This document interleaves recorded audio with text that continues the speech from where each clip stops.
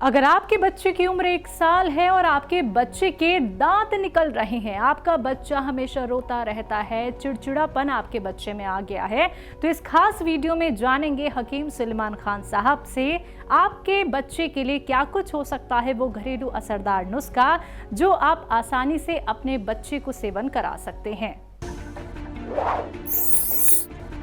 एक तो होती खजूर, एक होता छुआरा।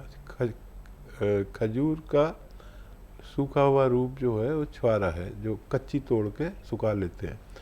ये छुआरा अक्सर पुराने लोग तो ये किया करते थे कि छुआरे में एक धागा डालकर और बच्चे के गले में लटका देते थे और वो छुआरा उसके हाथ में दे देते हैं। अच्छा, बच्चे को ये आदत होती है कोई भी चीज़ हो वो मुंह में लेता है और मुंह में वो चूसने लगता है, तो वो छुआरा उसके हाथ में दे देंगे तो बार बार उसे चूसेगा, तो इससे उसको बहुत ताकत मिलेगी और कमज़ोरी दूर होगी। और जब वो उसे चूसेगी ना बार बार, तो मसूड़े बहुत आसानी से दांतों के निकलने में मदद करेंगे।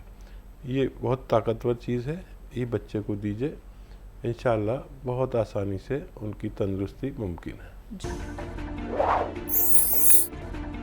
ऐसे ही तमाम बीमारियों के असरदार घरेलू उपायों को जानने के लिए आप हकीम सुलेमान जी के इस वीडियो को अंत तक जरूर देखिए और ज्यादा जानकारी के लिए हमारे YouTube चैनल हकीम सुलेमान पर जरूर आएं।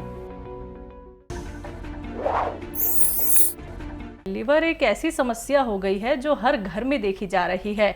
कुछ तो व्यक्ति का खान पीन ऐसा हो जाता है और कुछ एहतियात नहीं बरतते हैं तो लिवर की परेशानी बढ़ जाती है। किसी का लिवर बड़ा हो जाता है या फिर वो पहले से ही एलोपैथिक दवाइयों का सेवन इतना ज़्यादा कर चुका होता है कि कहीं ना कहीं उसका जो लिवर होता है वो इम्प्रेस होना शुरू हो जाता है। तो इसी को लेके आपसे नुस्खा जानना चाहूँगी। और लिवर में इतनी परेशानियाँ उत्पन्न होने के कारण क्या हैं? बड़ा सही सवाल आपने किया है जी। अच्छा, एक ज़माना था कि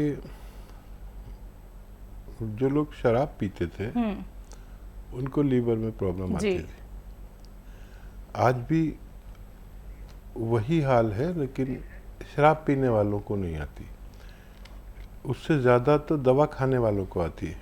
यानी आज भी अगर डॉक्टर के पास कोई जाता है लीवर का मरीज़, तो डॉक्टर सबसे पहले एक ही सवाल करता है कि आप शराब पीते हो?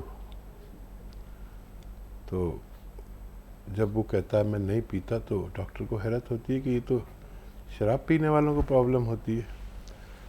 तो पहले ऐसा ही होता था और डॉक्टर चाहे ये सवाल आपसे भी किया होगा जो लोग मेरी बात सुन रहे हैं। तो आजकल जो बहुत ज़्यादा दवाएं हम खाते हैं, मुझे भी कभी कभी खानी पड़ती है और खाना मजबूरी है। एलोपैथ कभी मैं भी लेता हूँ क्योंकि उससे अच्छी कोई दवाई नहीं है फ़ौरन फ़ायदा करने वाली। तो मैं कभी नहीं कहता किसी को कि कोई दवाई लिया करें, लेकिन मैं एक नुस्खा बहुत कहता हूँ कि जो लोग भी मुस्तकिल दवाई खाते हैं और जिनकी ज़िंदगी दवाइयों पर निर्भर हो गई है, तो अगर वो अपने मेन पार्ट्स ऑफ बॉडी को बचाना चाहते हैं, तो एक नुस्खा है और वो ये है कि धनिया आधा चम्मच या 1 चम्मच और एक चुटकी नमक जैतून या नमक कलौंजी, ये 2 ऐसे नमक हैं जो नमकीन नहीं होते और ब्लड प्रेशर वाले भी ले सकते हैं।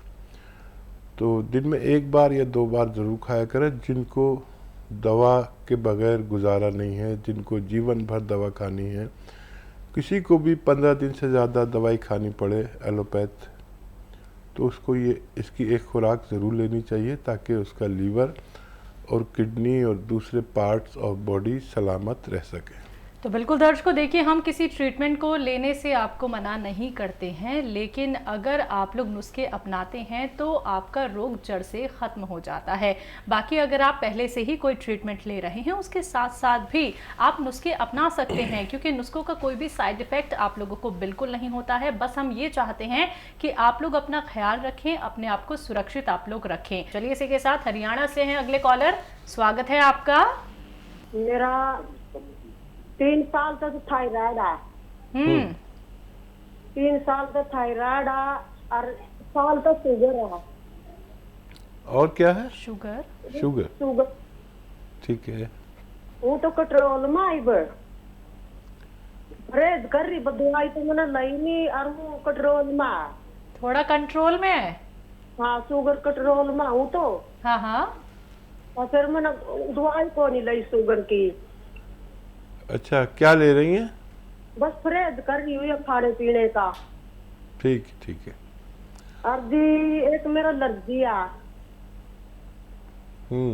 जी। एलर्जी भी है मेरा। एलर्जी किस चीज की? बस न्यू पता नहीं जी, कोई दाद सभी जख जाऊं लीरे से पड़ जा सारे शरीर में, कोई दाना से जा। खुजली होती है आपको? हाँ पूरी होगा जी, बहुत बूंदी पड़ी होगा, स्टेम होगा नहीं। अच्छा, आपकी उम्र कितनी है? उम्र अभी 55। ठीक है जी। एलर्जी है, एलर्जी है, जी। थायराइड है, शुगर है। शुगर है। जी। तो देखिए, बहुत आसान नुस्खा है एक, आप वो शुरू करें। ये जो आपके किचन में वो धनिया है ना, धनिया, खूब धनिया का पाउडर बना लें, ज़्यादा सा बना लें, 200-400 ग्राम। वैसे धनिया होता भी है किचन में इतना तो। और ये धनिया लें, और एक आता है जामुन का गोंद, याद रखें, जामुन का गोंद, ये खरीद लें। असली बड़ी मुश्किल से मिलता है, या नकली मिलता है, असली ले लें। और खाना कैसे, जामुन का गोंद का अलग से पाउडर बना लें, धनिया का अलग से पाउडर बना लें, और 1 चम्मच धनिया लें, और ये 1 चुटकी में जितना जामुन का गोंद आए, ये जितना भी आ जाए उसका पाउडर एक धनिया में मिलाकर रोज़ाना खाएं, सुबह नाश्ते से पहले। और 1 चुटकी आप लें, ये जो आपके किचन में सोडा होता है ना, खाने का सोडा, वो 1 गिलास पानी में मिला के इस पानी से खाया करें।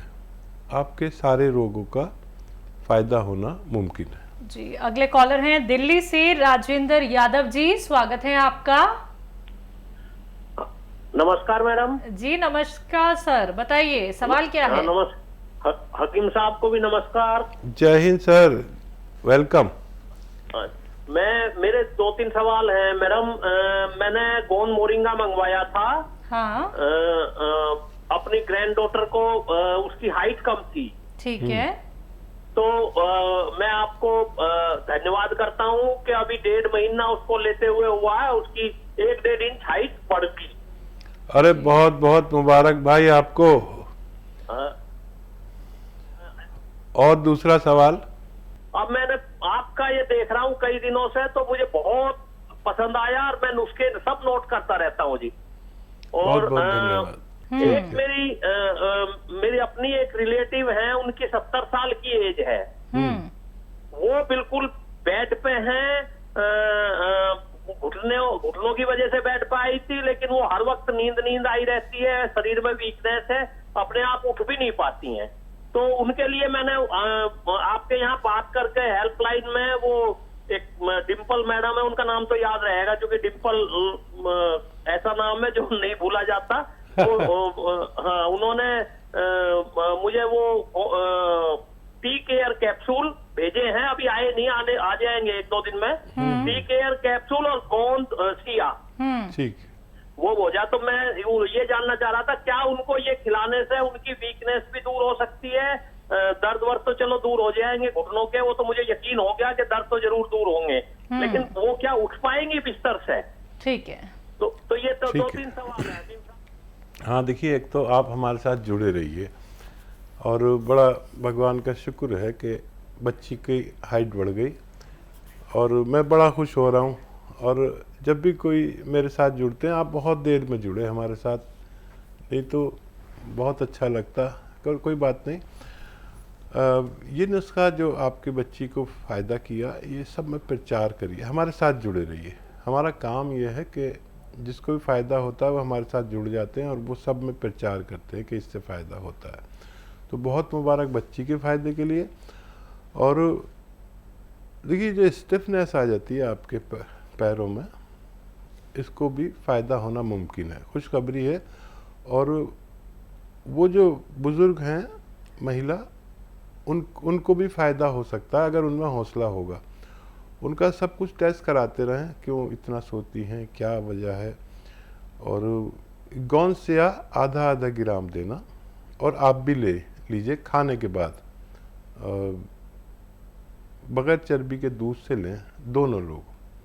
तो कैसा ही स्टिफनेस हो, खिंचाव होता है पैरों में।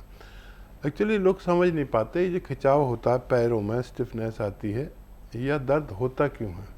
दुनिया के ज़्यादातर दर्द कमर में नसें दबने से होते हैं, याद रखना ये बात। 95% दर्द जो हैं कमर में नसें दबती हैं। और मर्ज होता है यहाँ, हम पिंडलियाँ को देखते हैं, अरे कितनी खिंच रही हैं, कितना दर्द है, लेकिन ये मर्ज यहाँ नहीं होता। ये यहाँ थाइज में खिंचाव होता है, यहाँ नहीं होता, मर्ज कमर में होता है।